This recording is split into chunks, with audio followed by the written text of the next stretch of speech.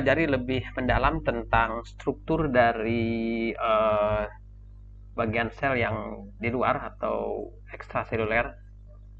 Ternyata di sini selain organ yang ada di dalam sel yang membentuk sebuah sel, ada juga struktur-struktur yang berada di luar sel itu sendiri.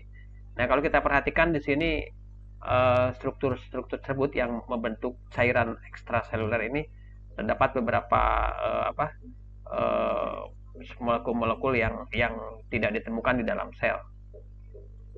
Nah, di antaranya adalah yang pertama adalah kolagen di sini. Ini serat yang menempel dalam jaringan proteoglikan, kompleks proteoglikan. Yang tadi ada kolagen ya.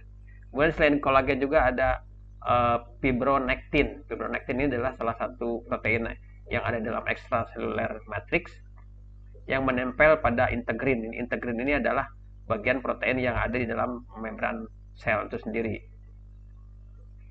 Nah, ini adalah plasma membrannya yang terdiri dari dua lapis bilayer lipid ya. Nah, kemudian bahan lain adalah kompleks proteoglikan. Nah, ini nih. Nah, ini ada, jadi ini saling berikatan dengan kolagen juga ini.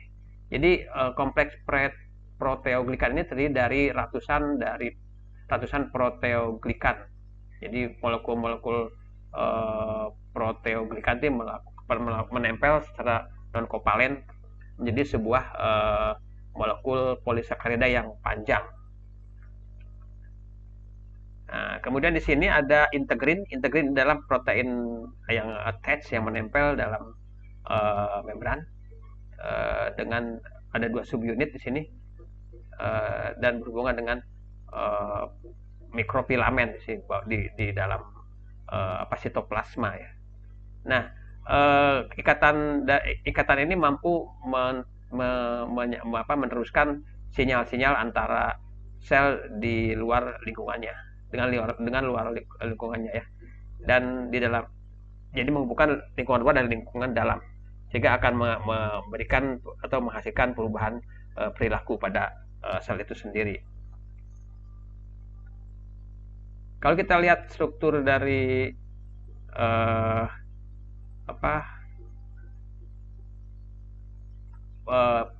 kompleks proteoglikan, kita lihat di sisi sebelah kanan. Ini adalah molekul utamanya adalah polisakarida molekul.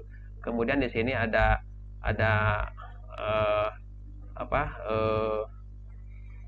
karbohidrat yang menempel, ini yang cabang-cabang biru ini. Nah, ini adalah satu proteoglikan. Jadi kalau kita lihat di sini seperti pohon gitu, ada cabang-cabangnya, kita ambil satu cabang, jadi ada protein utamanya di sini, core-nya, kemudian di sini menempel karbohidrat. Ini disebut sebagai molekul proteoglikan. Nah, sementara ini adalah merupakan kompleks proteoglikan, sehingga di sini terdiri dari banyak proteoglikan. Selanjutnya kita akan membicarakan tentang cell junction. Jadi sel-sel pada hewan ataupun tanaman itu disusun ke dalam jaringan, kemudian organ, dan menjadi sistem organ. Nah, sel-sel yang bertetangga seringkali menempel, kemudian berinteraksi dan berkomunikasi melalui sisi-sisi sel secara langsung. Jadi melakukan kontak fisik. Plasmodesmata di dalam sel tanaman. Nah, ini mungkin dampaknya merupakan dinding sel yang tidak hidup pada tanaman akan terisolasi dari satu sama lain pada sel tanaman. Tetapi kenyataannya di gambar 6.29 menunjukkan bahwa banyak sel-sel tanaman, banyak dinding sel tanaman itu berlubang. Lubang-lubang ini disebut plasmodesmata. Tunggalnya adalah plasmodesma, dari bahasa Greek. Desma itu ikatan. Nah, saluran sel ini menghubungkan sel-sel dalam sel tanaman. membran plasma pada sel yang berdekatan itu melapisi saluran pada setiap plasmodesma. Nah, sehingga satu sama lain akan terjadi kontinuitas atau berhubungan. Nah, karena saluran-saluran ini diisi dengan sitosol, maka sel akan berbagi lingkungan kimia internal yang sama antara satu sel dengan sel lainnya. Nah, dengan melakukan gabungan pada sel-sel yang terdekat, plasmodesmata ini menyatukan kebanyakan sel tanaman ke dalam sebuah satu kehidupan yang kontinu. Air dan bahan-bahan yang kecil yang terlalu dapat bebas melewati dari sel satu ke sel yang lainnya. Dan beberapa eksperimen menunjukkan bahwa pada beberapa kondisi tertentu protein tertentu dan molekul RNA dapat melakukan hal yang sama. Nah, makromolekul ditransportasikan menuju ke sel-sel tetangga, tampaknya bisa meraih melalui plasmodesmata dengan melalui gerakan sepanjang fiber yang ada dalam sitoskeleton. Berbeda dengan pada sel tanaman, di mana ada sel junction itu melalui plasmodesmata. Nah, pada sel hewan ini ada beberapa jenis atau tipe dari sel junction. Di antaranya adalah tight junction, desmosom, dan gap junction. Ini ada di dalam sel-sel hewan. Jadi di dalam hewan ada 3 tipe dari sel junction, yaitu seperti disebut tadi di depan, tight junction, desmosom, dan gap junction. Gap junction ini merupakan atau lebih mirip dengan plasmodesmata pada tanaman. Meskipun gap junction ini atau pori pada gap junction ini tidak dilapisi oleh membran, tapi mereka terdiri dari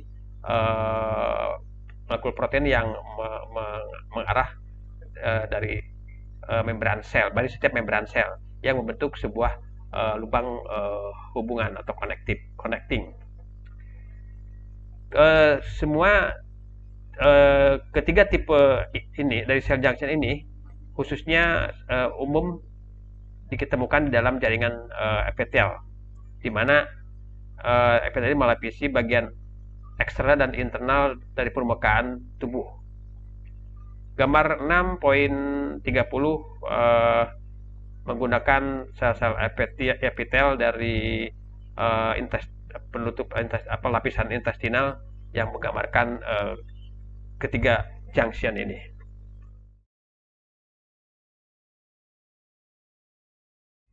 Selanjutnya, mari kita mengeksplor sel junction pada sel-sel hewan.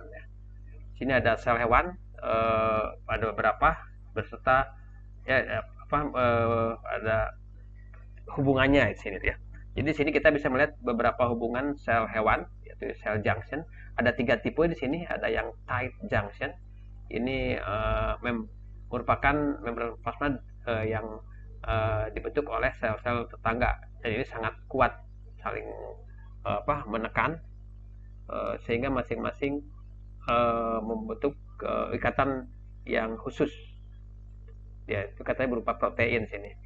Nah, ini bentuk yang kontinu ini akan menyatukan sel-sel di sekitarnya, sehingga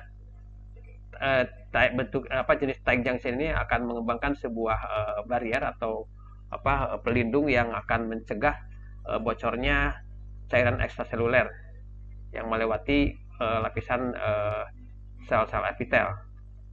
Jadi di sini ada ini merah di sini. Ini yang mencegah adanya kebocoran dari cairan ekstraseluler di antara 2 sel itu sendiri.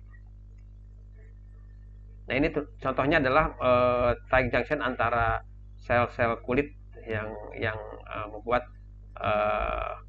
kulit kita menjadi tahan air ya.